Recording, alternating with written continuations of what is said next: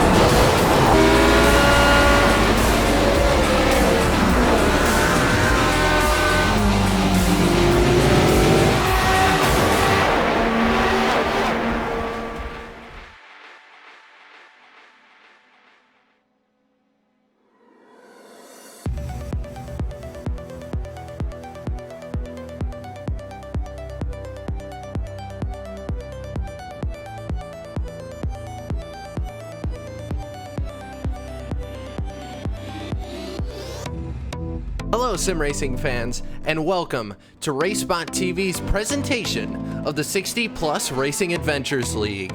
I above turn 1 here in the RaceSpotTV booth. My name is Cisco Scaramuza, and joining me this season is Jack Stiles. Jack, well, this series is filled with a lot of talent both inside and outside the car. As the name implies, the field here, 60 years of age and up. So, how's that going to factor in the race game?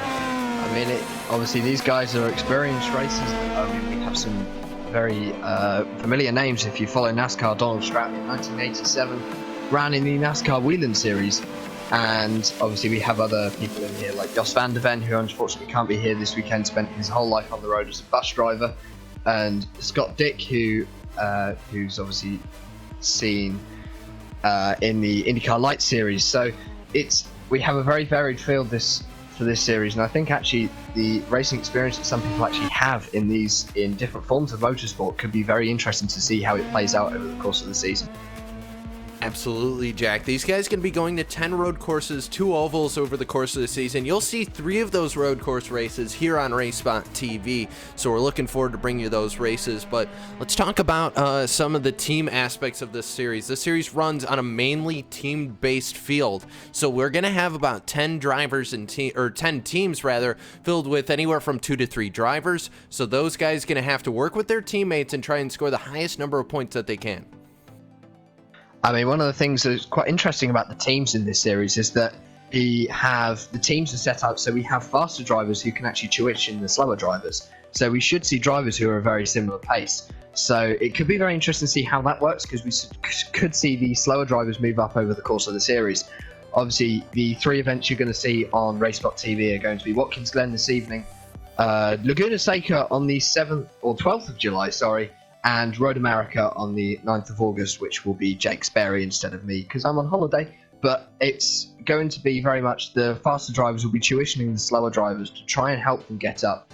And this series very much does promote clean and easy racing for people who sometimes can't find that in official series, because their reaction times are a bit slower, as has been scientifically proven when you're a bit older. And while that's the case, of course, these guys always trying to go out and get that first place spot because, well, there are some prizes available for the drivers, both for the teams and for the drivers. That's provided by series admin Donald Strapp. But, well, we're finished with qualifying, so let's take a look at your starting grid for the inaugural race of Season 3 of the 60 Plus Racing Adventures League.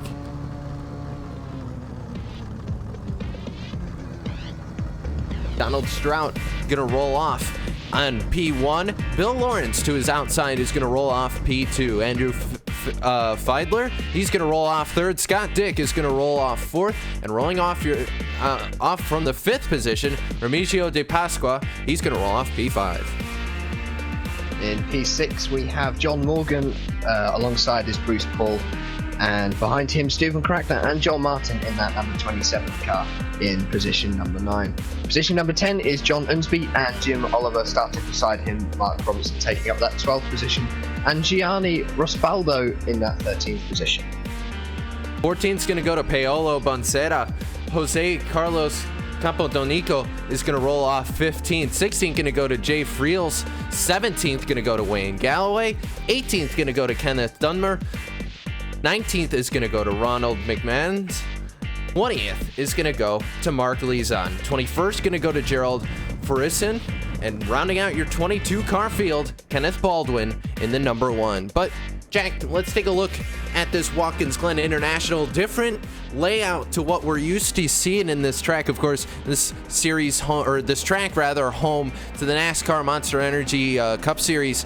These guys, of course, run the boot layout. Well, they don't run the boot layout, but they run the bus stop. Little bit different here. We're running the boot, but we're not running the bus stop. So a little bit older of a layout for this track, but it should be interesting to see how the carousel is going to play into this without that bus stop slowing these guys down. I mean, the carousel should be almost flat in this car. If we're not running the bus stop, obviously the bus stop we are going to see with the boot in just over 1 week's time for the iRacing 6 Hours of the Glen, which of course will be here on RaceSpotTV. But obviously, going back to here tonight, we're not running the boot, which will make the draft even more significant down the back straight, because there's going to be no braking zone for the chicanes there, and straight into the carousel and down into the chute. So it could get very interesting to see how people obviously deal with that corner there, because it could also throw up a few accidents, because you're going to be doing almost 150 mile an hour in these cars as you enter that corner. Absolutely, Jack. We do want to remind you, of course, RaceSpotTV brought to you by Anduin Designs, all the graphic work, ATVO, of course, for the timing, and Istvan Bola for the cameras here at Watkins Glen International. Plenty of views that you're going to be seeing around this track. Great views. We just took a look at off the right rear of the number 8, so that's a kind of cool view, and you're going to see plenty of them here at Watkins Glen International. But the rough 12-hour pace car going to continue to pace around here. This is going to be probably the most interesting part of the track, Jack, because we talk about elevation change in Watkins Glen. When you run the boot version, you have more than just the S's that go through turns 2 and 3. This boot version, a lot of elevation change, very different to the rest of the course. It surely is. I mean, as you come down into the chute, you've got that very hard downhill braking zone. The chute itself, turn 6, is also a downhill cambered, quite hard corner sometimes. You'll see probably a few people slip up there tonight.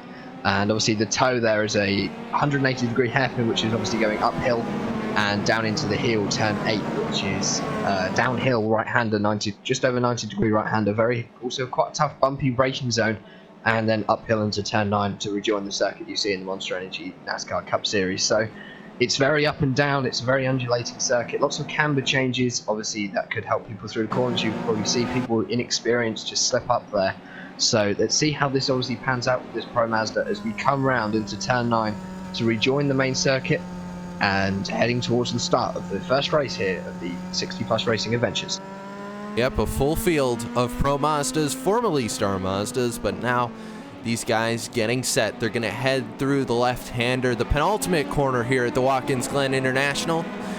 Now we wait to see when the pace car pulls off. They're heading towards the final turn. Hey, want to make sure you don't pile into those tire barriers. That would not be fun. But the rough pace car, he's going to head off to the right-hand side, and the field is going to be in control of Donald Stroud. He's going to wait on the gas. There it is, green flag in the air.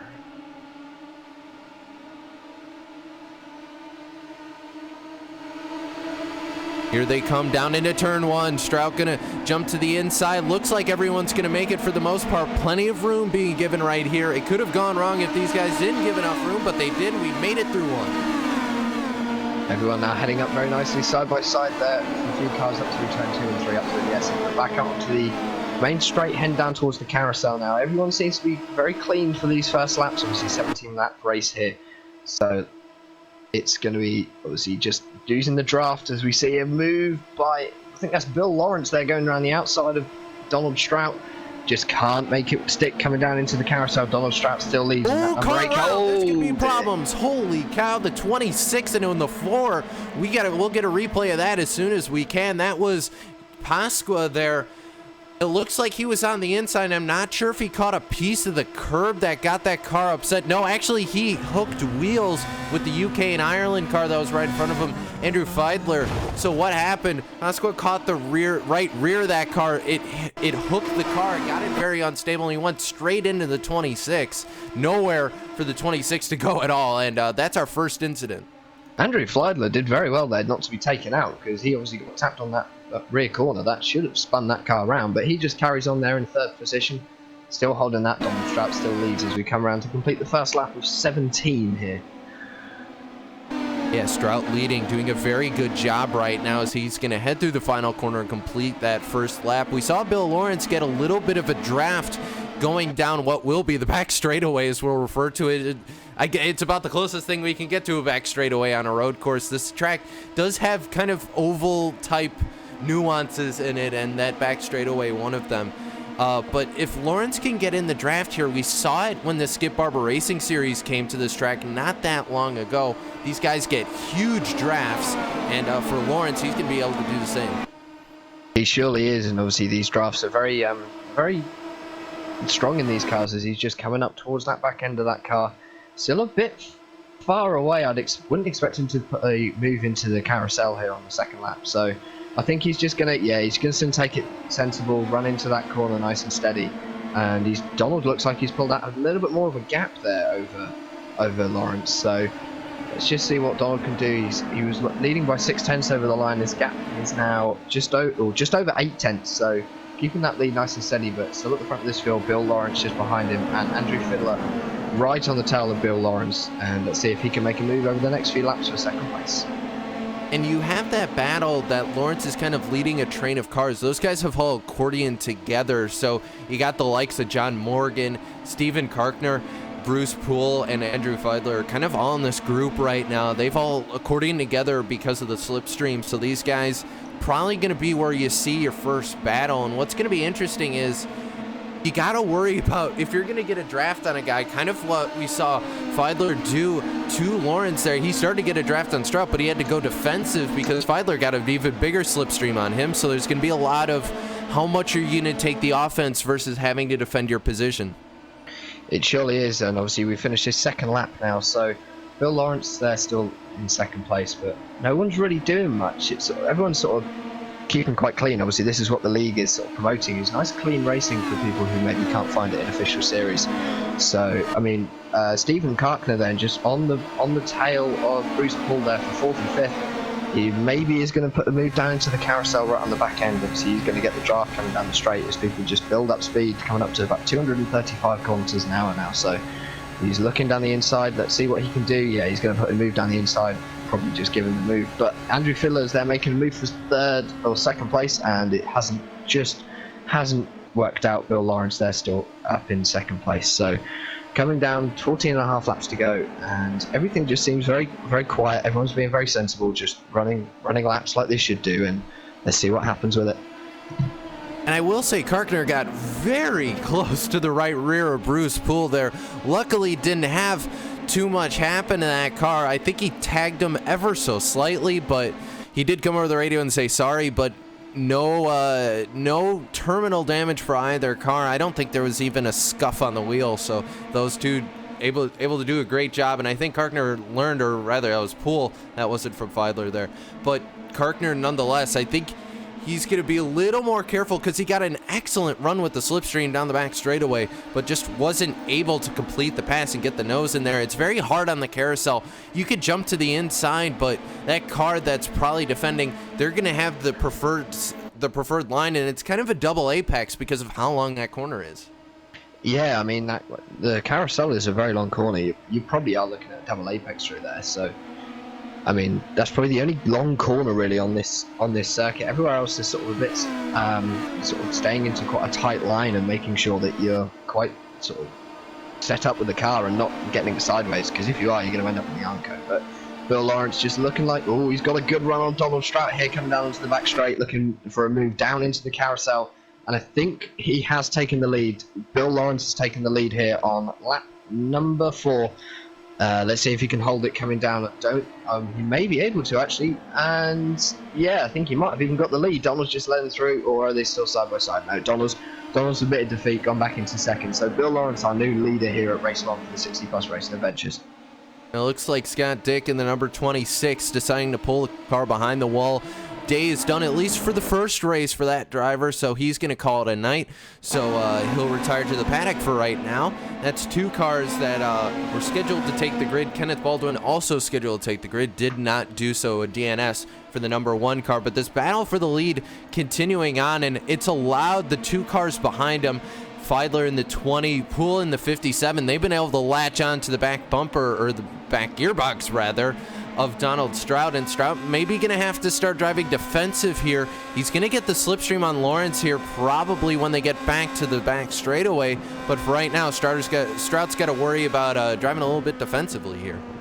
I mean, the top 6 are all now within 2 seconds of each other. That is brilliant. So we've got a 6-way battle for the lead here. Obviously, I doubt John Morgan sitting there in 6th place in the 177 car is going to be able to move to the front very quickly. But Donald just going for a bit of a move up into turn 1, but very sensibly not actually partaking it. That would have been a bit of a dive bomb. Bill Lawrence probably just thinking what was going on coming into there, obviously.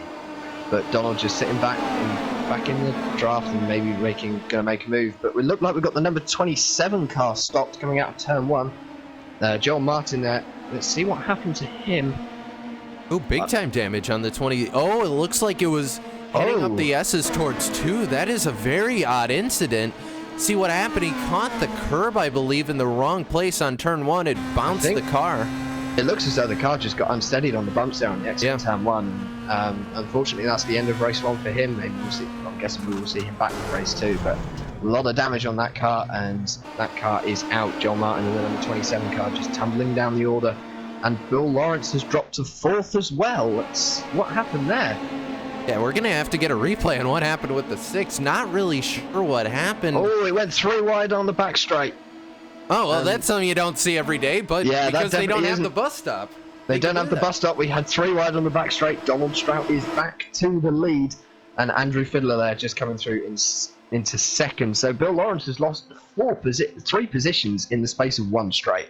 Now, that is a good effort. Yeah, no, those guys did an excellent job. The good news for Lawrence is his team right now is sitting in a very good position. Steven Karkner, his teammate, right behind him, so they're sitting 4th and 5th. And if we go to find Mark Robertson, he's running 8th right now, so a decent run for those guys right now on that team. The only guys really kind of close, able to do anything with that, could be the team of Bruce Poole, Joe Martin, and Jay Friels, but they're not really, Friel's not really, I'm trying to find him on the list. He's 13th right now, so a little bit of a shakeup, but Poole doing an excellent job. But honestly, that team number 1 right now, 2 of their cars in the top 5, that's a good position to be in. That is a very good position to be in. Lots of team championship points there for those drivers. Obviously, this series also having a privateers championship for people who aren't in the teams. They will be able to run their own championship and score points for their own championship. As we see 2 cars side by side coming through the carousel. I believe that was Andrew Fiddler and Bruce Poole there. They're going to come, or no, Bruce not making a move down into 6. So Andrew Fiddler holding on for 2nd place there, but it's still very much a 6-way battle for the lead. John Morgan just bringing up the back of that group. So we're looking at a 6-way battle for the lead there. Donald Strout still at the head of this, and it could get very interesting towards the end of this race, as we have 11 more laps after this one. Yeah, 11 more laps to go, and Strout continuing to lead, doing a decent job back at the head of this field here. And Bruce Poole kind of has fallen into this stalker kind of mode here, because he's kind of in a similar position of what Bill Lawrence did. But look, Poole right now kind of falling off the back end. He's probably going to wait and see if he can get a draft coming up out of the yeses, kind of like what we saw happen earlier in the race, but these guys a little more spaced out than what we saw earlier on. But I still can't get over the fact that Lawrence and Karkner doing an excellent job as far as team cars are concerned. Robertson not too far behind them, and we see Joel Martin actually rolling off pit road here, so that car has been repaired. So he's going to head back out. Remember, he had that incident just coming off turn 1. Yeah, John Martin rejoining the race. Unfortunately, he is what looks like 1 lap down from everyone else. So he's not in the contention there anymore and just running there at the back in that number 27 car. Behind Scott, oh no, Scott Dick is already out. Kenneth Baldwin did not take the start. So Donald Strout still leading the race after 6 laps now on lap 7, as it still looks like the top 6 are really fighting out for the top. They're still trying to go too wide. Oh, they're still trying to go too wide through the carousel. So these guys still up close together. Obviously the tail end of this field now starting to drop off. So John Morgan there just starting to drop off from the back of this. Donald Strout still leading this pack. And we're starting to see a couple packs form. So obviously we have this top group with about 6 or so cars in that. Then you got Robertson, who right now is actually under attack from John Unsby in the number 61. Those two going at it. That's a pack. Then you go further back to another pack of drivers being led by Gianni Raspaldo in the 48. But we'll stay with Robertson right now, holding off John Unsby, at least for the moment. The 61 going to look to see if he can undercut him here coming out of the boot. He's going to attempt to do it. Got a great apex. He's done it. Through that corner. He's done it. That's a brilliant move there by John Unsby to take.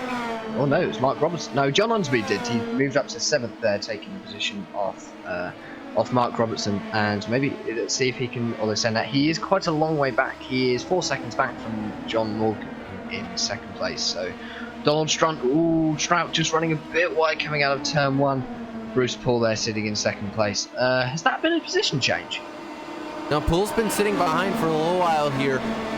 Just been kind of sitting behind, and this is where he's going to make the move. What a great slipstream going through the S's. Got it done early, and Poole is going to have that position pretty easily. Finally, they're looking to see. They're cutting a big hole in the draft, see if he can put his nose into the party here. There's going to be 3-car battle for that lead as they head into the carousel. Looks like Feidler. Oh, wow. Feidler just got stabbed in the back by Bill Lawrence. Lawrence saw his move, and 2x2 here as we head into the boot. Yeah, it definitely did, and I mean, we're seeing stuff that you'd usually see on the Daytona Motor Speedway and the Daytona 500, the Indy 500 or something, or a big oval race where the draft is important, going 2x2 down the back straight, just showing how important the draft is for these cars. There's not a lot of power, quite a lot of downforce, and they can pull up to 2Gs through the corners, as we just see Donald Strout looking up the inside but not deciding to do it, just being sensible, sitting there in 2nd and waiting for a better chance to stick his nose up the inside of Bruce Poole and say, hello, I'm here, and I'm having my position back, I want to win this race.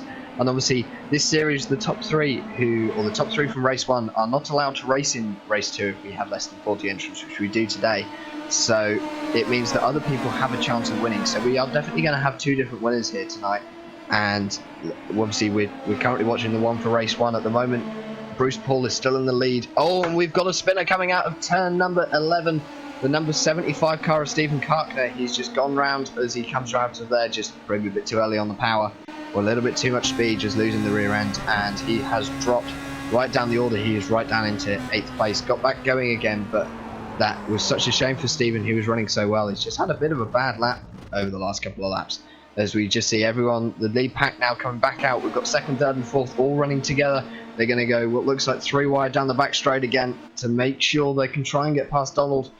Don't obviously count out, I think that's John Morgan in the background there, who is, they're going 3 wide. It's going to be close coming into the carousel, and Donald just holds his position there in 2nd place. Lawrence had to get out of the gas there because that was going to go horribly wrong if he had taken it 3 wide in there. That didn't work at all. So those guys able to sort it all out, but Lawrence, expert job, get out of the gas. It ain't worth it, bro, not this early. So Lawrence going to fall back to that 4th position, and Andrew Feidler has moved up into that 2nd position, but Stroud very much in an attack position here. He could try to undercut like what we saw John Unsby do earlier on to Robertson rather. And yeah, by the way, those two are still battling. They haven't been able to shake each other yet. So the 61-43, we'll keep an eye on those guys in the background, but they'll still continue to go at it as the leader continues to pull away from the field. Bruce Poole doing an excellent job right now. I mean, John Unsby is just taking back 6th position from Mark Robertson, but those 3 are neck and neck at the moment. They're currently being joined by Stephen Karkner. Now, we know Karkner's quicker than these 2 because he was running up at the front in the front pack. So let's see if he can overcome those 2 and maybe get past them, or if he's going to be held up by them. But don't expect Stephen Cutler to be on the podium because he has already dropped 13 seconds behind the lead. But they're now running 3 and 3 as we see Bruce Paul still in the lead. That 6-car pack has, I think, now been reduced to 5. And as we see everyone just running in the draft, Donald Strout has actually dropped to 3rd. Andrew Fiddler has managed to get up to 2nd there. And obviously, they've got a good run. They're using the draft really well as they go back onto the back straight. Oh, block! 3 wide, there's a good block. Donald Strout is in the wall, and that looks like race over for him. He looks like he has a lot of damage there. He just got squeezed out by Andrew. No, it was Bruce Paul, the leader, who managed to squeeze him out. And Andrew Fiddler has gone into the lead of this race. Yeah, that is night done for Strout there. We'll take a look at the replay. But what happened there? Poole just kind of squeezed him off the track. I mean, these cars can't really work with the grass too well. It made a little bit of contact with Strout as well. That just put Strout straight into the guardrail there, and that was game over for that car. That car can't take a whole lot of punishment. We saw right there. Strout, well, that's game over for him, so he's going to have to wait till race 2 to see if he can get back up on top of the podium, and I think we'll see him try and do that, Jack. I must say, there wasn't actually much room for Donald to stick his nose up the inside there of Bruce Paul. I mean, Bruce had covered most of the inside of the circuit, and Donald was already on the grass before he got hit, so maybe the sensible thing to do should have been to just back out of the power and make sure you don't risk the car. But Andrew Fiddler there has taken the lead in the UK and I car in the number 20 car, with Bruce Paul just behind him in 2nd, and Bill Lawrence has moved up to 3rd with John Ansby and Mark Robinson still fighting out neck and neck. Mark Robinson dropped back just a bit. He's now 3/10 off the back, with Stephen Kartner just 2 seconds back from those two. And John Morgan he's in a very interesting scenario. He kind of fell off the back of this group, and I'm almost wondering if he did that just to stay out of trouble. That Castro car is sitting 4th right now. He's in draft range where he'd be able to race with those guys. I just don't think he's really in the mood to do that right now. I think he's waiting for them to have it out, and then, he's going to have at least a fresher tired car than those guys are because he hadn't been battling, and he'll just be able to pass them all. At least that's what he's thinking. I think John Morgan is just sitting there in the back, just waiting for the guys in front of him to all take each other out. Because if they can do that, he's got the lead. He's got the race win. As long as he doesn't throw it up the road. But Bruce Paul's still there in 1st, Andrew Fiddler in 2nd, Bill Lawrence in 3rd. So these guys, John Morgan has just rejoined the back of that pack actually. So he has just, obviously these guys fighting out, they're going to lose some time. John Morgan's got a good draft there on Bill Lawrence. Let's maybe see if he can make a move up into the hill, although I doubt he will. He's been very conservative all race, and I think that number 177 car will be for both this race and the next one. Yeah, Morgan in a very good position right now, just kind of sitting back and waiting. Meanwhile, battle for the lead. Fiedler he's got the gearbox to pull here. I think he's going to wait. We've seen these guys basically just wait until the front straightaway to make a move unless they're trying to undercut coming out of the boot. Those are really your 2 passing zones we've seen all day, and I have to think Fiedler just maybe stepping the car back a little bit here. He's going to get a huge run if he can time it right through the S's, and that 20 car is going to be a real threat here in a moment. It surely will be, and the number 20 car there is right on the tail of the number 57 of Bruce Paul, the leader, and he is definitely going to be looking for a move. But Bill Lawrence, I think we could see another 3 wide because Bill Lawrence is right on the back of the number 57, and he's already making a move around the outside. Just not got the room. Andrew Fiddler shuts the door, but he is going up the inside of Bruce Paul. These guys, I think, have gone even through. Yeah, they've gone 3 wide. No, they're not. They're 2 wide. My camera was. No, they are 3 wide. Sorry. And coming down into the carousel, they're still 3 wide. No contact. How the? That was a miracle. They didn't make contact there. Andrew Fiddler is just regaining or taking the lead there, I think. So these guys. Wow, that was quite close coming through the carousel there. How did they not make contact? They must have done, surely, but they can't have. They didn't make contact. That is brilliant driving by these 3 leaders, and they surely deserve that lead, all 3 of them, for that amazing driving coming through the carousel there on lap 12 with 5 laps remaining of this first race. Well, business has certainly picked up here at Watkins Glen. These guys doing everything they can to hold on to that lead. Fiedler, for the moment, seems to have gotten to it before everyone else, but we're gonna have to see I really think the guy in first right now is a sitting duck. I mean, this is almost playing out like a plate track race.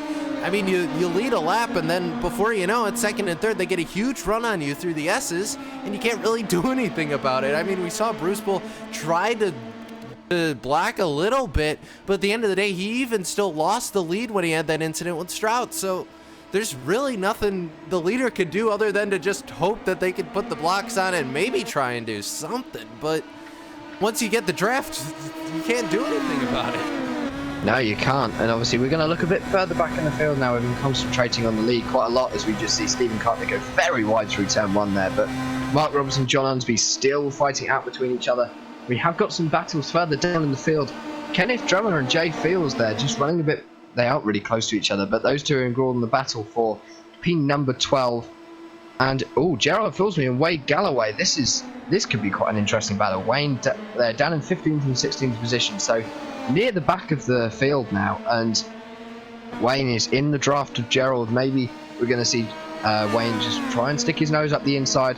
Another one of these Team Racers for Christ cars who obviously organise this league. Another one obviously being Donald Strout, who we saw unfortunately taken out. But the number 57 is off. Bruce Bull is off. Let's go and see what happened to him. He's very slow at the moment, and he's hit the wall coming through turn number 6 through the chute. No assistance there. Just got up onto the curb and a bit too early on the power, and unfortunately he has been dropped out of this lead battle. Promoting John Morgan there in the number 177 car, the car who hasn't really been involved in any battles so far. He's up into 3rd, and Bruce Bull has joined the battle with Mark Robertson and Stephen Cartner, I think there. He's just leading those two. So. Yeah, and Dunsby. Yeah, it's a 4-car battle all the way back there now. This could be quite an interesting battle, I think. So, obviously, Gianni Rospaldo, Jim Oliver, and Paolo Bonserra together as well. Jim Oliver looking a little bit like he wants to put his nose up the inside of Gianni Rospaldo there in the number 48 car. Just holding those positions so straight at the moment. Separated by about 0.6 of a second either way. So as we look down our field, we have lots of close racing. Obviously these cars, there's very spec cars, all the same setups as well. Everyone has to run the same setups in this series. So everyone's being very close at the moment. Oh, and then the one advantage for these guys, at least for Robertson and Cartner, they're teammates, so they're trying to work together. A little bit of a draft there happening, and they're going to go 2x2 down the back straight away. The 75 going to look maybe to the inside of the 57. I don't think he's going to get there with enough time. If we were running the regular circuit, I think he might have a good run, but it just doesn't look like the inside is really working right now as a line through the carousel because you have that quick turn off into the boot. Yeah, of sure. But Jim Oliver has just taken position number 8 off of Gianni Rospaldo. These two were side by side all the way down the back straight and all the way through the carousel. They were nowhere near each other. Very good racing there. Very nice clean racing from Gianni not to just run wide and hit Jim Oliver there. So Jim Oliver is promoted up into 8th position in the number 22 car. As we look back to the lead, Bill Lawrence there, as we see side by side. No, we're on a replay. As Bill Lawrence still leading this field round with Andrew Fiddler in 2nd, and John Morgan just sitting there waving his hands at these two saying, yeah, I want a piece of this once you two have fired each other off in there in 3rd. And you have to think for Morgan here, he's starting to run out of time. I think the best scenario for him is going to be maybe in one lap, try and make it work down the back straightaway. That's probably going to be his best shot, but he can't lose touch with the leaders here. And it looks like Fiedler, I don't know what his line through turn 1 was, but it didn't work because he lost a ton of time. And that's going to bring John Morgan back into this fight probably. He'll be able to latch on to Fiedler here. Fiedler getting a huge slipstream on the leader here. This is going to be where the battle is won and lost. And Morgan right up to the back bumper. It's time to drive for that 177. It surely is, and he is getting a little bit closer to this. We've only got 2 laps of this race left as we see John Fiddler just going to the outside there. John Fiddler, Bill Lawrence side by side into the chute. Just not going to make it work. Bill Lawrence holding that lead. He hasn't got much longer of this race left. 2.5 laps. These guys have got the podium, basically. I mean, the next car back is about 10 seconds back. It's John Unsby in the number 61 car. But so Bill Lawrence, Andrew Fiddler, and John Morgan will probably be your podium come the end of this race. But these guys still, we don't know who's going to win this. It could be John Morgan, could be Andrew Fiddler, could be Bill Lawrence, could be someone completely different if they all decide to hit each other. And there's a large accident in these final 2 laps of this race. And there goes Kargner, actually. He was going to take a look on Unspeed there for that 4th place position. It wasn't able to make it happen. That's probably going to be an interesting battle when we come towards the checkered, because right now the leader's spaced out a little bit. They're running out of time. Like you said, 2 laps to go at the line. I'm not sure they're going to have enough time to really make many more moves before this race is over. And I'm starting to think John Morgan might have lost complete touch with the leader, because he got a decent draft, but wasn't enough to contend with him. I mean, John Morgan's lap time was only a 10th off what Andrew Fiddler did last time around. Andrew Fiddler did a 1:42.8, John Morgan with a 1:42.9. But Bill Lawrence did a 1:42.6, fastest lap time of those 3. And John Morgan's really dropped back now, just 1.3 seconds off the lead, 1 second off second place. But Andrew Fiddler, they're going to go side by side down the back straight on the penultimate lap. Andrew Fiddler on number 20 car alongside Bill Lawrence. Andrew Fiddler is gone to the lead. Let's see if he can hold it coming through the carousel. Obviously, Bill Lawrence may have the slightly better line, being able to take more speeds into the carousel. But no, Andrew Fiddler has gone into the lead. But, oh, they're going to go side by side again. These two not really going to leave each other alone at the moment. But it looks as though, nope, they're still fighting out. And they're going to be fighting out for the next lap and a half until the checkered flag drops. Yeah, these guys going at it for the lead. Just a flashback, just to let you know where everyone else is. Kargner is taking over that 4th place position from Unspeed here. Poole has fallen back into 6th. And then Jim Oliver and Rispaldo really haven't been able to catch up to those guys. So that's kind of going to be your battle for 4th, 5th, and 6th. Those guys going to go at it. But that's behind your leaders. Andrew Fiddler has the lead right now, but he's not sitting in a very good position. He's going to be a sitting duck here when they get to the back straightaway. It's going to be all blocks and defensive moves for the 20. That's really all he can do as they come to take the white flag. White flag obviously means 1 more lap to go. 1 more lap left of this 17-lap race. Andrew Fiddler looking pretty solid in the lead with a 4:10 lead at the moment. But Bill Lawrence, he will not be afraid to stick his nose up the inside on this last lap. Obviously, winner takes all with the positions here for the first race of the 6+ Racing Adventures. John Morgan there just dropped back a little bit further, still about 1.3 seconds back from these two. And Bill Lawrence looking like he's getting a good run on Andrew Fiddler coming up through the S's. And will he go side by side, or is he going to wait for the straight? He's right up on the tail of that car, and he's going to go to the inside. Let's not see what happened to Donald Strout just a few laps ago, but the number 6 looks like he's going to maybe retake the lead. Bill Lawrence has gone back into the lead. Andrew Fiddler still side by side as they go into the carousel for the final time. He didn't have enough of a run though, Jack. Lawrence wasn't able to get a good enough run. He was too close to the back end of the 20. He wasn't able to get the pass done, and he wasn't able to make that move. Lawrence running out of time. I think the only chance he's going to have is if he runs the crossover coming out of the boot. But now at the tip of the boot, Lawrence trying to close in, doing everything he can, trying to catch that 20, but he's just running out of time as they head back up now towards the heel of the boot. Will they have enough time? Will a pass be made before the end of it? Lawrence now trying, no, he's not going to enter in deep into the heel, or to the heel of the boot there. And now I honestly think Andrew Fiddler, he might have just stole this one from Bill Lawrence. Lawrence wasn't able to get enough of a run. Yeah, I think Fiddler's got it. I think Fiddler definitely has got it, as we've got 2 more corners to go. And they're going to come around that final corner. Fiddler definitely just looking very solid in that number 1 position. Andrew Fiddler, a job well done, able to hold on to the lead, and he's going to bring it home. He's going to bring home your race 1 victory.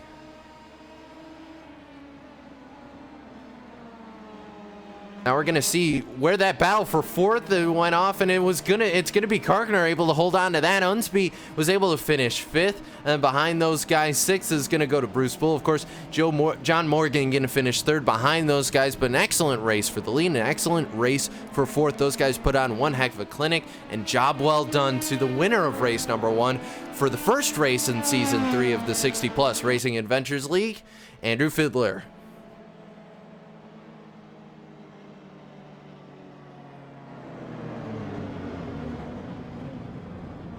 Well, we'll take a moment, and we're going to send you through our full race results here before we step away for a moment. And let's take you through how they finished here at Watkins Glen International. Andrew Fiddler, he got the race 1 here in that number 20. Bill Lawrence is going to finish second. John Morgan third. Steven Karkner, he's going to round out the top 4, and then top 5, John Unspeed. 6th is going to go to Bruce Poole. Jim Oliver is going to finish 7th. 8th is going to go to Gianni Raspaldo. 9th is going to go to Paolo Boncera. And 10th is going to go to Kenneth Dummer. 11th is going to go to the 91 car of Jay Friels there, and 12th to Ronald McManus. 13th, we're going to see Jose Carlos Compandios. I'm not really sure how you pronounce that name. Sorry, Jose. And Gerald Frozen just holding on to 15th there, or 14th there from Wayne Calloway in 15th. Remigio De Pasqua, he's going to finish 16th. 17th going to go to Joel Martin. Of course, had that incident coming out of turn 1. 18th going to go to Mark Gleisen there. And 19th is going to go to Mark Robertson there, who fell out there during that battle. Donald Strout's going to finish 20th after the incident with Poole. Scott Dick's going to finish 21st. And then the DNS going to go to Kenneth Baldwin. Well, we're going to see if we can catch up with your race winner. No, he's not in just yet. So we're going to actually, no, yes, he is. So we're going to drag him up here and see if we can talk to your race winner for race number 1 of your 2 race series here for the 60 Plus Racing Adventures League. So, well, let's head to Victory Lane. Andrew Fiddler, let's see if we can catch up with your race winner for race number 1. Andy, it's Cisco Jack in the booth. Congratulations, race 1. Thank you. We saw you have an excellent battle with Bill Lawrence. Talk us through it, because we weren't sure. We thought Lawrence might be able to get an advantage on you on that final lap with the draft. Talk us through what was going through your head going into that final lap. Well, I thought I would be better being in second on the final lap, but I found myself on first, so I thought I'll just go to the outside like I'd been doing, and hopefully I can't get past. Well, it definitely worked out for you. We saw a really great battle between you guys going on all race there. A little bit of contact took some of the players out of there. Once you were kind of knew you were battling Lawrence to the end there, you made that move with 2 to go. Was that earlier than what you wanted, and then just the opportunity presented itself? Or? Yeah, I was sort of trying to be in second because of the draft. Really, it's a big advantage, but it worked out okay in the end. Well, Andy, you finished first here. Sponsor shout-outs. Who gets it done for you and your team? Well, first I'd like to thank Donald for setting all this up, because it's been really great. He's worked really hard on the setups, and it's been really fun. One of my teammates couldn't join us today, he's ill, so big shout out to Andy if he's listening, and thanks to Ken for backing us up. That's Andy Fiddler. He finishes in P1 for race number 1. Andy, congratulations, and we'll see you pretty soon here. Thank you. So that is your first place finisher here for race number 1, and I'm going to pass the mic over to Jack Stiles, who's on pit road with the second place finisher and the guy who battled it out with Fiddler there at the end, Bill Lawrence. Bill, what can I say? Well, first of all, congratulations for that amazing second place. How was it with you, obviously, John Morgan, and in that 17-lap race? How was it all going 3 wide down the back straight into the carousel? Because that must have been pretty scary for you 3 not to hit each other. Yeah, we have to give everybody space, obviously. And at the practice, I was practicing my lines, knowing that in the draft we were going to get into stuff like this. So yeah, 3 wide is tough. I think we had 4 wide at one point. I think that's where Donald dropped out, maybe with Bruce. I'm not sure. And obviously, just take us through what it's like in these Pro Mazda cars, because obviously these cars have got quite a lot of downforce, but not a lot of power. So the draft is very important in these cars. How was that for you guys when you're all sort of 3-4 wide on that back straight? The draft is powerful. We found on our team in practice, the third car really got a strong pull. There was one point in the race, I can't remember who it was now. It might have been Bruce. He was third, maybe even the 4th car back.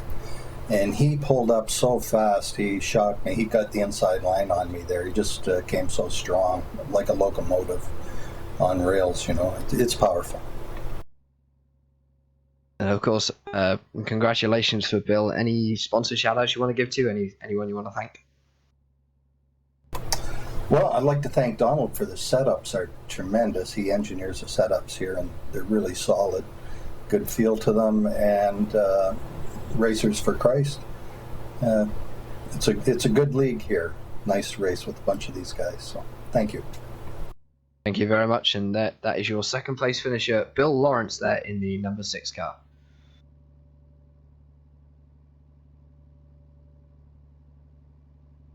And I guess I'm gonna grab the mic back, and I'm gonna talk to your P3 finisher, John Morgan. And John, we're catching up with you here, and just starting to grid here, but quickly talk us through the race.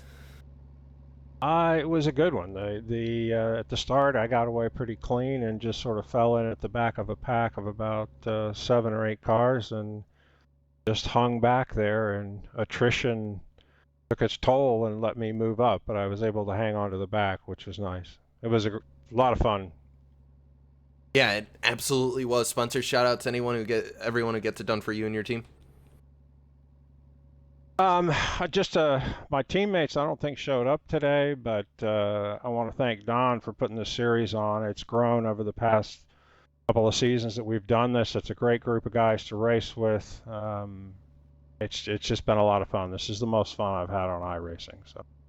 All right, well, that's John Morgan. He finishes P3, and, well, we got to get Hugo set up for the second session, so we're going to step aside here, go to a quick commercial break, very quick, because these guys are already about ready to pace lap here. So we're going to fly over to the second session. We'll be back in a moment here on RaceSpotTV and iRacing Live. Stay tuned.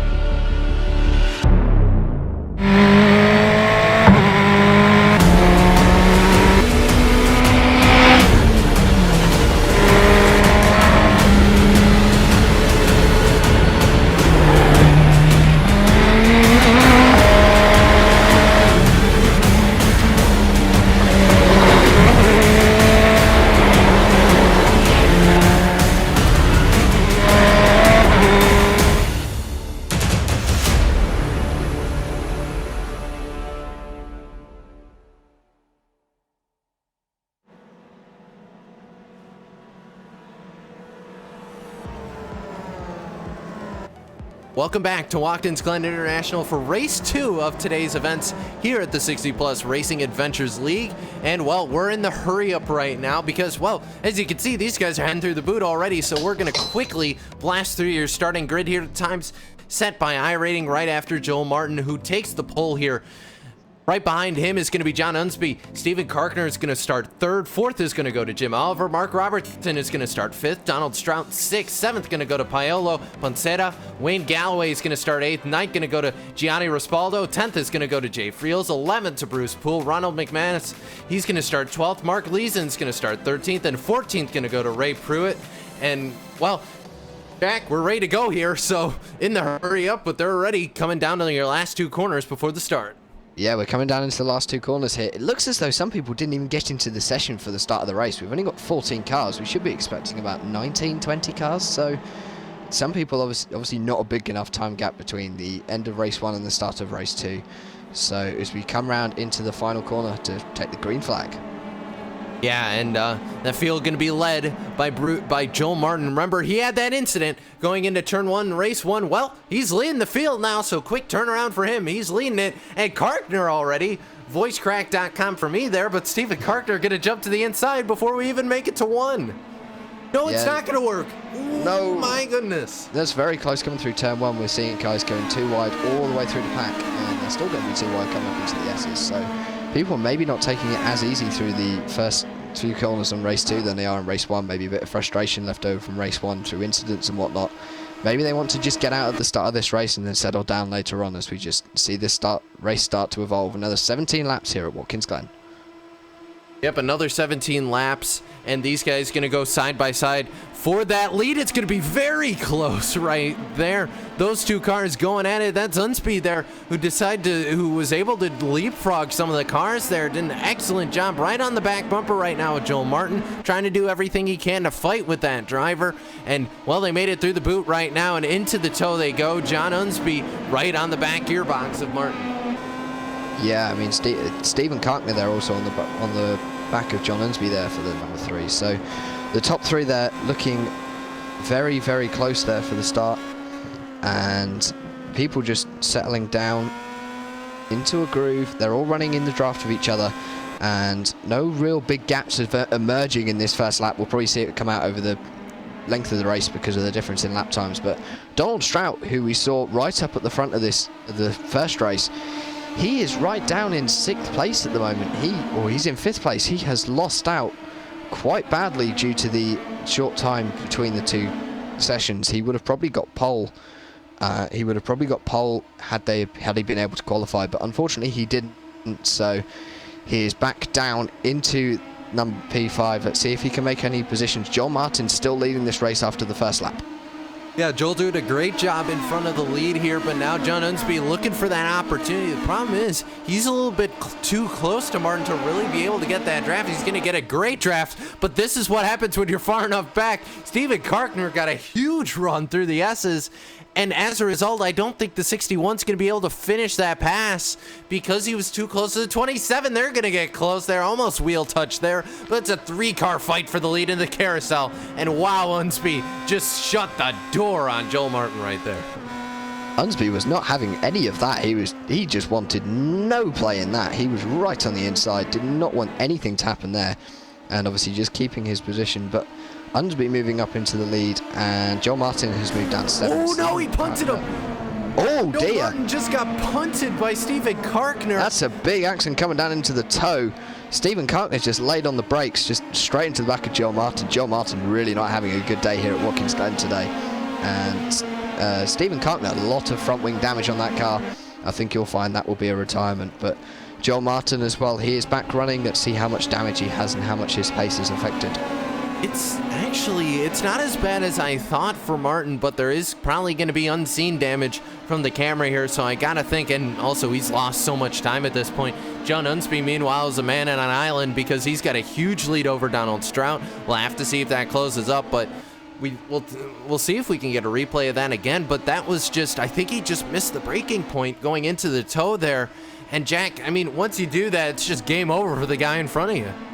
It certainly is. I mean, these cars not easy to save, especially when you get hit in the back of it. Obviously, they're probably going to have rear wing damage there for Joel Martin, so his straight line speed is going to be affected, basically putting him out of the running for the race. But John Unsby up in the lead. This is a great drive. Donald Strout all the way up from 6th to 2nd. He's gained 4 positions in 3 laps, or 2 laps. That is a sterling drive. The clutches of Donald and Jim Oliver way back in 4th in the number 22 car. Yeah, definitely a lot more spaced out than what we saw in the first race. The closest battle we're seeing right now is Wayne Galloway, Rispaldo, and Jay Friels in the 91, the 48, and the 92, and also throw in the 57 of Poole in that as well. Those guys probably your closest battle for the moment, as Poole's able to just get past Wayne Galloway there for what I believe is going to be that 8th position. We'll see scoring update here as we cross the line. But that is a great battle going on between those guys right now. And oh, by the way, Donald Strout, he's coming. Oh, he's moving up to the front. He's getting closer to John Unsby, corner by corner. So I think he might be moving up into the lead into the next couple of laps. Obviously, Donald, the organizer of the 60 Plus Racing League. So he will want to show his name, I think, and just want to make a bit of a name for the league as well. But he's right on the back of John Unsby now as we complete lap number 3, sorry.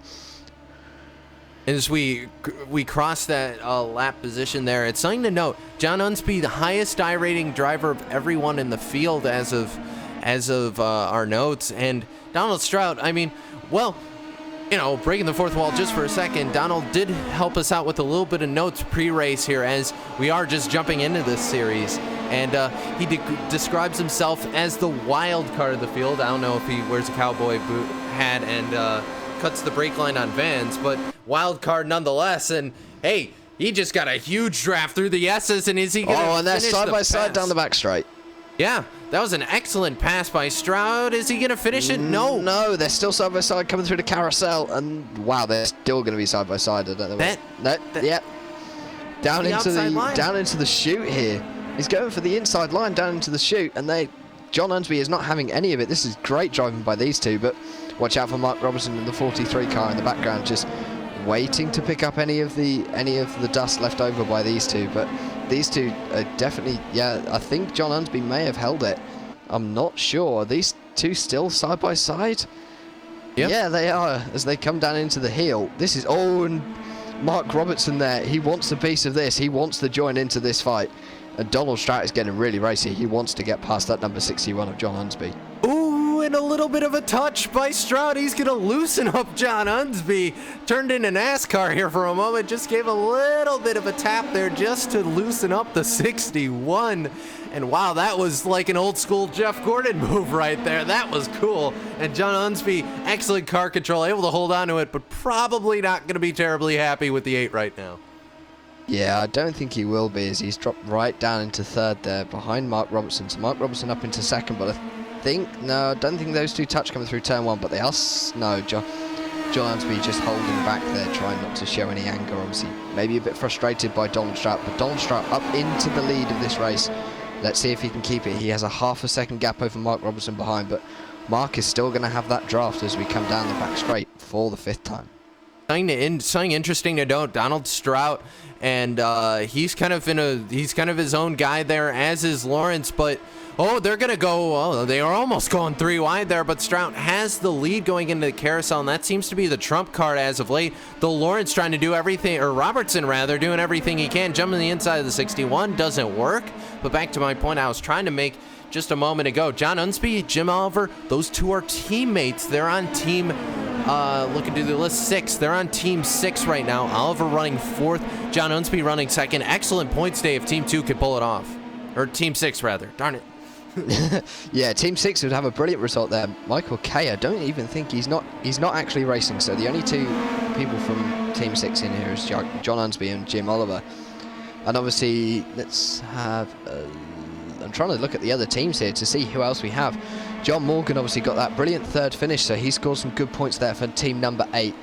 And obviously Jos van der Ven not here this evening. He would have been a brilliant player in this series had he been here. Let's hope we can see him at the next round. But the 57 and the 48, Bruce Poole and Gianni Rosbaldo there, just really fighting out with each other. I think there was a pass actually for position there. So there's about a 6-car train there from P6 back to P10. It's about a 5-car train of all Pro Mazdas just running neck and tail, all trying to get the draft of each other. Joel Martin bringing up the rear of that, as we see Wayne Galloway has just gone very wide, and he has spun it coming out of turn 1. And that was, I think, maybe just a missed braking point or whatever the case was. The 92 just didn't look like he got the apex at all and just went wide like you said. So he's going to fall back, but we were talking about teammates. The 91, the 57, and the 27, hey, they're going to have a pretty good points day because they're right now all next to each other. So regardless of where they're going to finish, they're all going to finish together, and that's always a good day for points because it means consistency as far as the points are concerned. Everyone can be right next to each other in the standing. That's always a good thing. It certainly does, as we've just seen a move for the lead. John Unsby and Donald Strout once again side by side as they come through the toe for the 6th time. But I think Donald's just held on to that. The outside line not really working for Unsby as he moves to the inside for turn number 8. May not be able to make anything of this, but they're still side by side. And John Unsby back into the lead there. Donald Strout has just lost that out with Mark Robertson sitting there. And Jim Oliver just 1 second back from these guys, waiting to pick up any of the mess which is left behind by these 3 leaders. Oliver could just play the Morgan role in this right now because he could just sit back, let those guys battle, and maybe play in a little bit of a factor, or at least pick up a podium finish if something happens to the top 3. Robertson, I think, he's probably in the position I'd want to be in at this point, Jack, because he's at least in touch with the leaders. You're not far enough back where you have to work to get back up to the lead. Robertson's there. He just has to wait and see and then make that move. He does, and obviously these leaders just now running line and tail. They're spread out a bit, covered by about 0.6 of a second. Donald Strout just in 2nd position, but might be worth going back to a bit further down in the field, Cisco, with P6 through to P10. That's Bruce Poole, Jay Friels, Gianni Rospildo, and John Martin. So the number 57, 91, 48, and 27. As it looks as though the number 91 has got a good draft on the 57, going to move to the inside, try and take that number 6th position off Bruce Poole. And he looks like he's done it coming down the back straight, and I think the deal will be done coming into the carousel. Yeah, and flashback up to your top 3. Robertson had a look on Unsby, but Strout back to the lead, was able to hold on to it. So those guys continuing to battle. It's hard to be able to flash back to your 6th place battle when those guys continue to battle. So we'll have to see if we can split between them here as much as we can. But Rospildo flashing back to the 48, takes a look to the inside of the 57, and he's going to have a decent line heading up into the heel of the boot here. So those guys continue to go at it, and of course, Joel Martin right on the back bumper. If he can get past Rospildo here, that's going to be 3 teammates right all next to each other in the standings. It will be, and to get 3 teammates next to each other in the standings, that's going to be a very good points haul for these guys. And these guys will be very happy with the points haul they'll get. Obviously, every point going towards the team championship for those prizes provided by Donald Strout and Team Racers for Christ at the end of the season. In a couple of months' time, I believe, as everyone's just sort of settling down a bit, going to go back a bit further to the field. The P6 through to P10 battle still brawling. Everyone within about a second of each other now. 8/10 of each other as they all come down into turn 1. Everyone's playing very nicely at the moment, but Jay Friels just leading that pack at the moment. Bruce Poole sitting there in 7th. Gianni Rospildo in 8th and Joel Martin in 9th. But I think there was a little touch there from Joel Martin on the back of Gianni Rospildo as he moves to the outside, coming up through turn number 3 through the S's, just dropping back and back onto the inside, trying to get past him down the back straight, as we see also Bruce Poole moving to the inside of Jay Fields to try and get that P number 6 back. I think Rospildo realized that he was kind of the odd man out of this group because you have 3 of those cars all next to each other. All of Team 7 right there in view in one camera shot. So I think he realized, I'm not really going to have much to fight for in here. So he backed out of it. Meanwhile, I will say a decent job by that Team 9. Bonacera right now sitting 5th. And then Rospildo sitting right now what will be scored as 9th place position. So doing an excellent job as those 2 guys from Team 9 as well. So a decent points day for them. But just the team chemistry of that team 7 rather, doing an excellent job right now. They're just racing between each other. And that's very good to see. Teammates obviously sometimes do play dirty with each other, and to see all 3 teammates playing very nicely with each other is a good thing, as Joel Martin just moves to the inside there of the number 91 car, Jay Friels. He's dropped back a long way. I wonder whether he had a bit of an issue, and he's round into the wall, the 91, which is a bit of no touch there, just all on his own, got a bit too far out on the curve there coming through turn 8. And that's a heartbreaker for Friels. He was in a really good position. I think I think the offline pass by his teammate just caught him off guard, and that's all it was. So Jay Friel's gonna get towed back to the pit box, so day done rather for him. He's not gonna get a chance to run anymore today, but we're gonna flash up to the lead because guess what? Donald Stroud's back and he wants that lead. He certainly does as they go side by side down into the carousel for the 9th time. These guys certainly not being scared to put each other side by side down, coming down that back straight into them corners. So 1st, 2nd and 3rd now all very close to each other. John Unsby getting he's still in the lead. He's got a very solid lead at the moment, but his lead is not much. His 1st to 3rd are covered by half a second. Donald Stroud on the back tail of that car, using all the power this ProMaster's got as he comes down onto using that draft to come and maybe put a move on the inside down into the heel.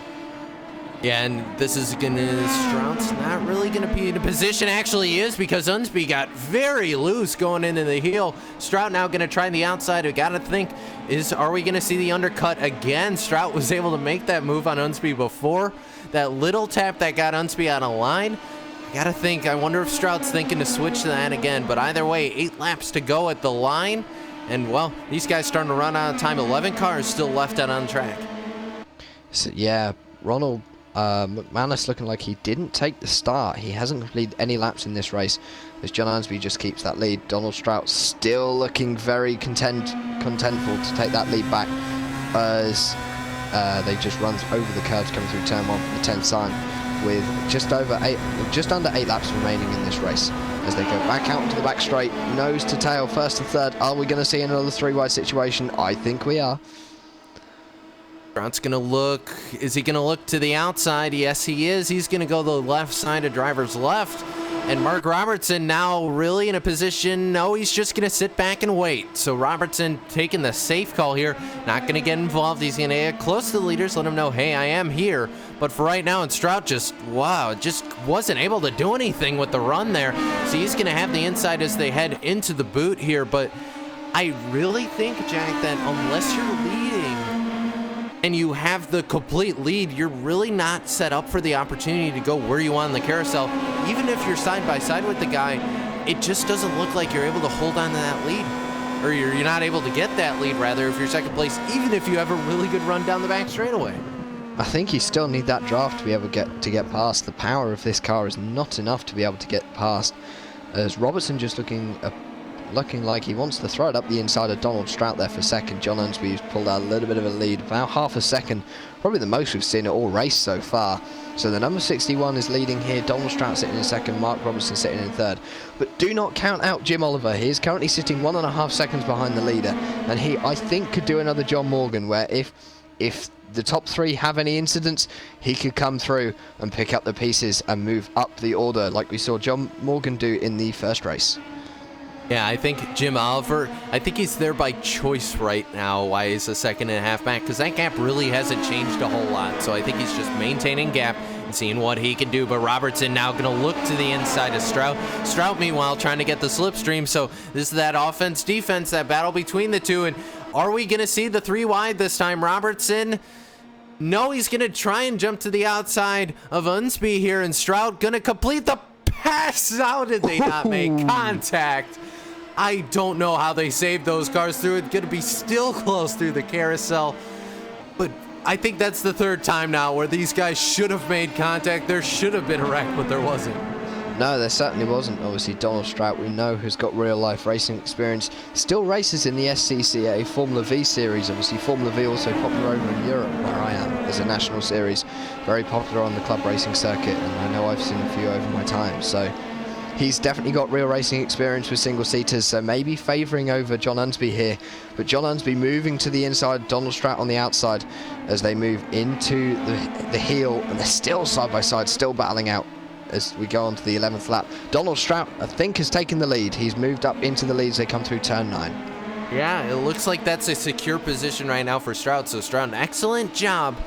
But John Unsby, I wouldn't count him out just yet. We know that driver's been strong, and he was able to make his way back up to the lead. So this battle is not over. Meanwhile, just flashing back to take a look at the teammates. 27 run 6th, the 57 run in 7th, and Gianni Raspaldo has closed up that gap ever so slightly on those two teammates. He runs 8th, but still not in a position to do anything with it at the moment. We'll have to see if those guys continue to battle as we take a look back up to your lead. Yeah, they're just all being very sensible coming up through the S's now. Or maybe John Unsby could be looking for a move. Probably not this lap, maybe in a couple of laps. But as I say that, he gets right up onto the tail of Donald Strout now, moving to the outside, coming down the back straight.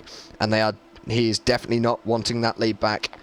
Donald Strout there. We look as Robertson trying to go 3 wide, and they are going to go 3 wide as they come down the back straight. But the 43 just being squeezed. Oh, he turned him! And there's been a touch. All 3 have been involved. And look out for Jim Oliver moving up the field, coming up into second. And he's done exactly what John Morgan did in the first race, just pick up the pieces when the other 3 have incidents. So the 3 leaders involved in a big incident there coming through the carousel. The 61 and the 43 both looking like they both got damaged. But Donald Strout has managed to come out of that mostly unscathed, still in the lead. And Jim Oliver moving up 2 positions there into second position.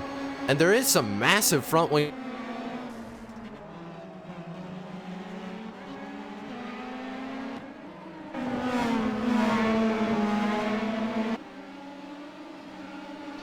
Yeah, okay, Cisco seems to have disappeared here, so it's over to me. Donald Strout still leading here. Everyone seems to be looking a bit wistful now. We're going to move back into the pack a bit with P6, P7 and P8 with Joel Martin, Bruce Paul and Gianni Raspaldo. These guys have been going out all race, all 12 laps so far. The 57 and the 27 just running in P6, P7, and Gianni Raspaldo not in that team. The other team member, obviously Jay Frills, we saw on stream spin it coming through turn number 10, just got a little bit far on the outside, so, and put it in the wall. So only 2 members of team number 7 left in the race, Bruce Paul and Joel Martin running there in P6 and P7 as we nip back to the lead. As we look at John Unsby and Mark Robertson, those 2 are really going for it. Robertson has got some serious front wing damage from that incident. So his straight line speed, or Unsby, sorry, has got front wing damage from that incident on the last lap coming through the carousel. So his straight line speed is going to be affected, and John Robertson has just breezed past John Unsby there going down the back straight. We have less than 5 laps to go now in this race. Let's see if Mark Robertson can make up any positions, maybe challenge Donald Strout, who's got a little bit of front wing damage as well, for the lead. But Jim Oliver is sitting there in the number 22 car in second place. He is definitely looking as though maybe he could get up into second place, maybe he could challenge for the lead here. So I think we're going to go for a bit of RaceSpot fan immersion here on board with the number 8, the leader Donald Strout, for a lap or so as we head down into the heel for the 13th time. 4 laps to go remaining in this race.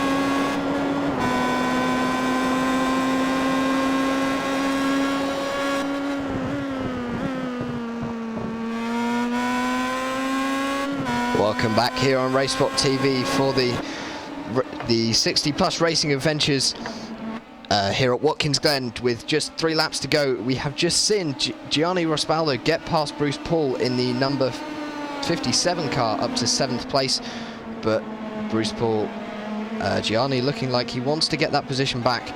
Bruce Paul looking like he wants to get that position back. Sorry, Gianni probably not going to let him have it. We've got 3 laps to go. Moving back up to the front of the field. We have a car off in turn number 11. Let's see what happened here. I have a feeling it was one of the leaders. I think it might have even been Mark Robertson, who has ended up in the wall there. He's dropping down the field, and I think he just went straight on. Looks like a driver error there. No contact, no assistance, just sideways into turn 11 and into the wall. So race over, and he collected Jim Oliver in the process. Jim Oliver has sustained heavy front end damage along with John Unsby. So definitely starting to get interesting up at the front. Maybe we could see Pablo Bonacera maybe move up. Obviously no damage on that car. He's been a bit of an underdog in this race. He is about 6 seconds back from Donald up at the front, but he's only 4 seconds back from second and third place. So let's see what these cars can do. As welcome back to the booth, Cisco. Yeah, thanks, Spectrum. But Donald Strout continuing to lead. He's got a huge lead on John Unsby, but a lot of damage because of that accident to the 61, to the 22. Not really sure they're going to be able to do anything. So Paulo Bonacera in a very good position here to leapfrog these guys and be able to jump into your podium spots. But the problem is, he doesn't have a lot of time to do it here, Jack. No, he doesn't. We've only got 2 and a bit laps remaining in this race, as we see Donald Strout just coming up through turn 9. Going to start his penultimate lap as he crosses the line this time. John Unsby there sitting in second, Jim Oliver in third. Paulo Bonacera not really looking like he may contend. He's only got 2 laps, and he needs to get about 2 seconds a lap on these cars to be able to take the position. Even if it's third, he still needs about 2 seconds a lap. He's 3 seconds down, and obviously catching is one thing, but passing is another thing. That's an even harder process in these cars. But if Jim Oliver has a lot of damage and he doesn't, as we see the number 57 of Bruce Paul just moved to the inside coming down the main straight and taking that P6 from Gianni Rospaldo. So 27 and 57, the 2 teammates running 5th and 6th. Good points haul for them, and Donald Strout still leading this race by a long way. Yeah, I think for Bonacera, he's certainly faster. I mean, last time by, he ran a 1:43.561. So we see Oliver go past Unsby there, and Unsby, no question, had the slower car. He was running 1:44.7 last time by, so big time damage on the 61. The good news for him is, you mentioned they have to do 2 seconds a lap. Bonacera is not doing that. He's faster, but he would need more time to realistically catch these guys and have enough time to pass. So for Bonacera here, unless he throws on the hyperdrive or something there, I really don't think he's going to be able to catch the 2 teammates in second and third. I don't think he will, as Jim Oliver has moved up into second position, taking advantage of John Unsby's damage, coming down the back straight as Donald Strout is heading down into turn 9. He's going to cross the line this time. White flag, 1 lap to go this time round, as Donald Strout, bit unlucky in the first race, was looking good for the win, and he has dominated this second race in that number 8 car. Yeah, and he's in a very safe position right now because, well, he's got 6 seconds at least. No, he's got 5.5 on Jim Oliver here. So sitting very pretty is Donald Strout. White flag in the air, and well, he could just cruise to victory at this point. The 2 teammates have split up a little bit. Bonacera slowly catching Unsby. Still don't think he's going to have enough time to do it, but a valiant effort nonetheless by the number 5 and his teammate, also Gianni Rospaldo. However, the 2 teammates of Poole and Martin, they've been able to hold off Rospaldo here. So nonetheless, team points definitely be interesting at the end of this, because Bonacera's ahead of Martin and Poole together, and then Rospaldo's behind him. So I think those 2 might end up pretty close on points here coming out of Watkins Glen. Very interesting for those guys. Donald Strout, he's just on cruise control at this point. Yeah, certainly. And Bonacera is now 1.2 seconds back from John Unsby in third. He's obviously got a lot of damage on that car. It's going to be affecting him quite a lot. Bonacera was 2 seconds faster that last lap than John Unsby. So he's only got half a lap to do it. He has not got long. But could we see a move from Bonacera up into third? I doubt we will, but John Unsby has got a very damaged car there. He's going to be struggling through these low-speed corners. Donald Strout still up at the front, still dominating this race. Bruce Paul and Joe Martin, that battle with those 2 and Gianni Rospaldo has settled down. Not much else going out on the circuit. The only guys who are really close to Jim Oliver and John Unsby, but Paolo Bonacera. Unlucky he's just not going to be close enough as we come to the end of this race. Nope, but Donald Strout, like you said, dominated up at the front all day, and he's going to bring home your race 2 victory. So the number 8, he's going to flash across the line, checkered flag in the air. Donald Strout wins race number 2, and then right behind him, Bonacera not going to have enough time. Jim Oliver and John Unsby, they're going to survive the teammates, make it the rest of the podium, and then Paolo Bonacera is going to round out top 4. Joe Martin is going to finish 5th. Bruce Poole's going to finish 6th. The 2 teammates, those guys going to finish, and then Rispaldo going to finish 7th. So we're going to wait for everyone to get across the line here. Another pair of teammates, Karkner going to finish 8th, and then Robertson, who had that issue, laps down now. He's going to finish the race. He's going to finish 11th here, 1 lap down.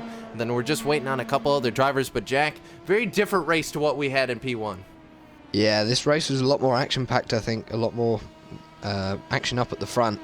It's a shame to see the incidents between the leaders coming down to the carousel. We saw them in both races. It was a shame to see them, but it's just an unfortunate part of racing. They will probably be classed as racing incidents. As we're going to have a look through our final results of this second race for the 60 Plus Racing Adventures. Donald Strout, he got the race win over Jim Oliver and John Unsby. The teammates are going to finish 2nd and 3rd, and Paolo Bonacera is going to finish 4th. Joe Martin, Bruce Poole, that's a pair of teammates. They're going to finish 5th and 6th, and then 7th.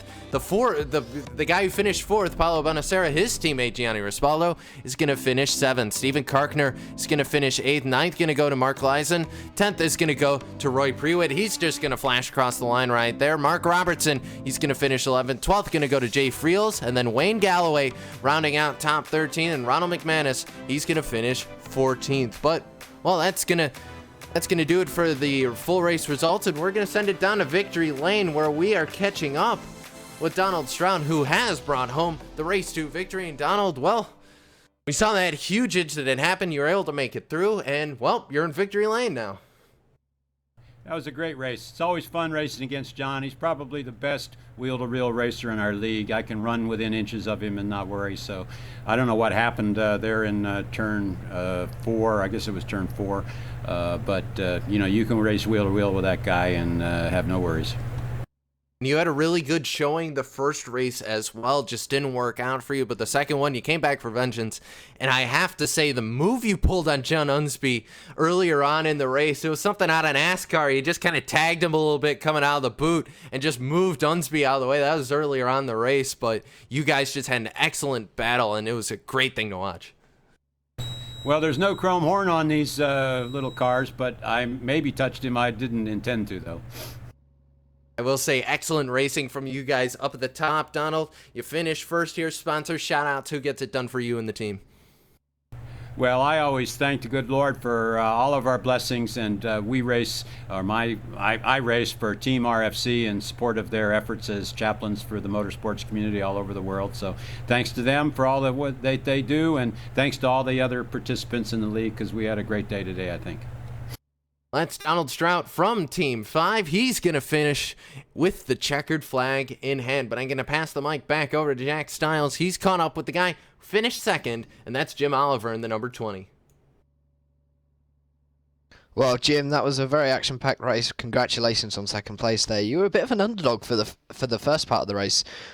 Just tell us your strategy for that. Were you just sitting back waiting for the accidents to happen up front, or was there another reason why you maybe didn't get involved in the battles for the lead as much?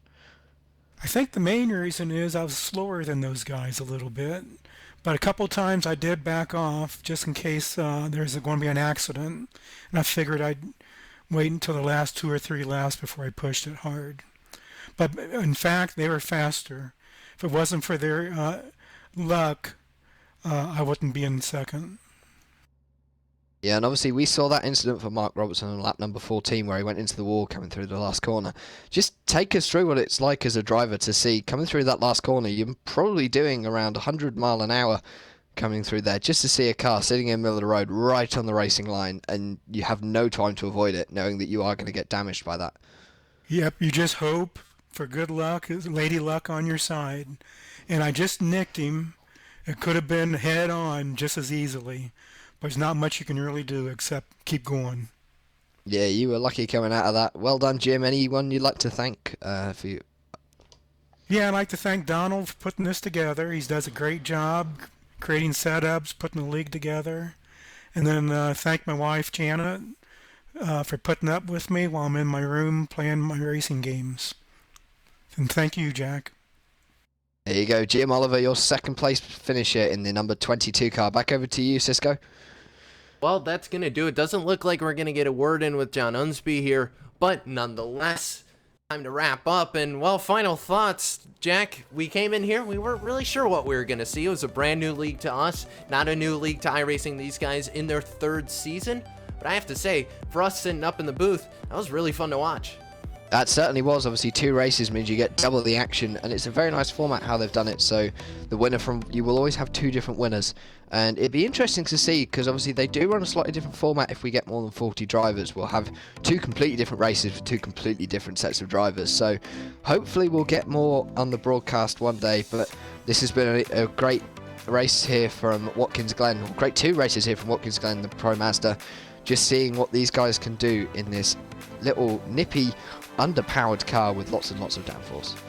Absolutely. We love seeing the Pro Mazdas out on track. And if you want to see more Pro Mazda action, well, why don't you head over to iRacing.com/live, see all the broadcasted leagues and what we got to show you on there. And of course, if you want to follow along with this league, we're not going to be with them until later on in the season. So you can check out their stuff. They're on the forums. They also have a league page on iRacing, so you can go check that out. We'll see them next time in July in Laguna Seca.